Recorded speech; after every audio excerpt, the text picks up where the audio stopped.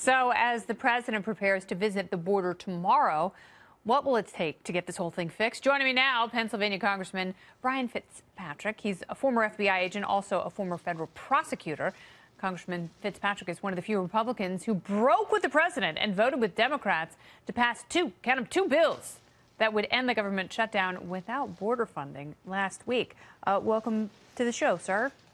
Hey, Kennedy, how are you? Good. How are you doing? I'm doing great. So what was it about the Democrats' plan that you found so alluring?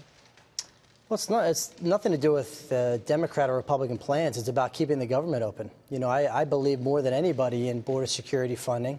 I voted consistently for defunding sanctuary cities, for Kate Stanley's law to deport criminal illegals, and just about 3 weeks ago, voted for a continuing resolution that included $5 billion for border security.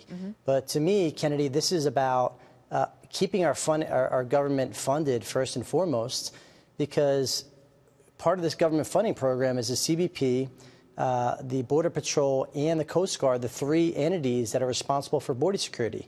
I don't think it makes any sense to defund those very entities in the name of border security. I think we need to reopen the government and then have this debate over how to best secure our southern border. And that's a very, very complicated question. It's not as easy as a one-size-fits-all solution. All right. So Jonathan Karl today suggested just that to the president, and they had quite a heated and entertaining exchange where the president said, well, if I did what you wanted to do, it would put me in a bad position.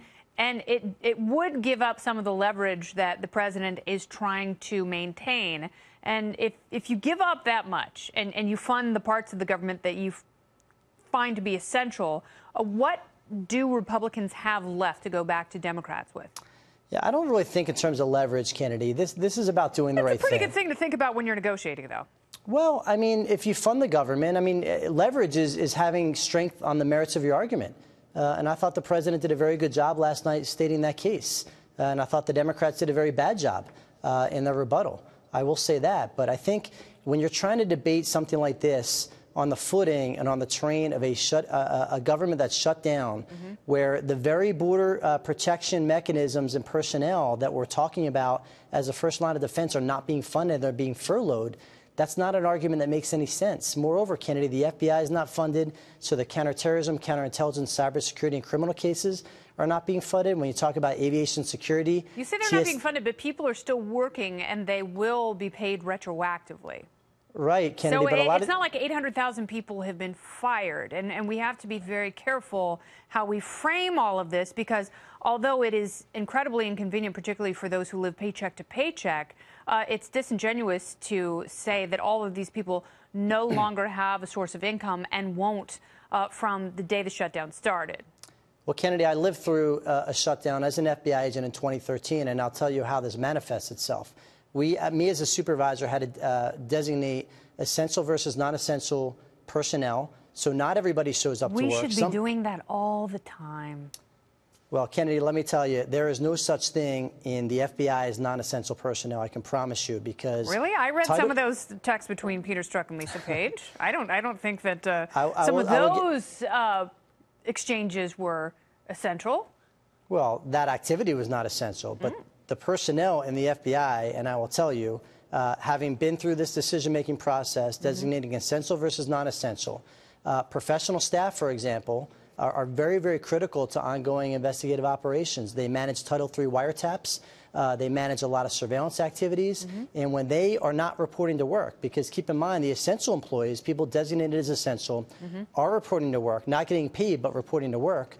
The quote-unquote non-essential personnel, which I don't think exists, I'm saying they're all essential, but people that were designated as such would not report to work at all. So you were working in 2013, and that was the year the Snowden revelations came out about the FBI and NSA spying warrantlessly on Americans. Were you still able to do some of that warrantless spying, even though some of your non-essential employees were unable to fulfill their duties? Well, that was criminal activity, Kennedy, obviously. I mean, and he was not working in anything that we were dealing with, that's for sure. That was part of the prison program and FISA and whatnot. But I'm talking about, the criminal division. And I will tell you, Kennedy, it really did have a detrimental impact on national security. It really does. And, I don't know about you, but if you feel comfortable flying when TSA screeners and air traffic controllers are being furloughed.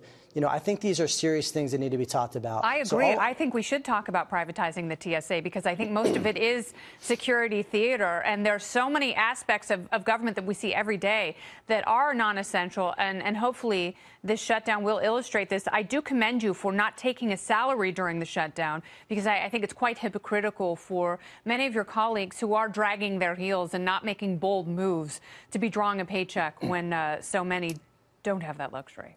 I will tell you, Kennedy, that I think this pertains to every issue we deal with, but since we're talking about a government shutdown, I think that every member of Congress ought to refuse to take a salary. Agreed. And by the way, that is not just delay it, that's not to accept and donate to charity and take a tax deduction, but write a check back to the U.S. Treasury.